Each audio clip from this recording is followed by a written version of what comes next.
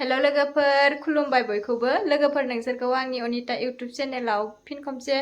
फिन खनसे बरायनाय जासिहरनाय थाबाय आसा खालामो लोगोफोर नोंसोर आंनि दिनैनि ब्लगखौ नायनानै मोजां मोनगोन दिनैहायनि ब्लगानो जाहैबाय लोगोफोर आङो दिनै जोंनि गामि खाथियावनो काति फुजा जागासिनो दं आरोना ओमफ्राय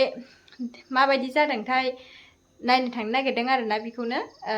बिदिबा आंजों लोगोसे थौफादो लोगोफोर माबायदिथाय फुजायाबो थांनानै मोनहैबासो मिथिसिगोन थुदो बिदिबा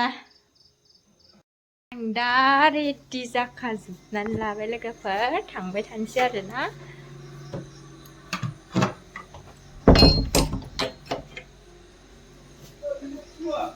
गारिखौ बहननानै लाखाबाय नै लोगोफोर गाखोनोल' नांसिगौ आरोना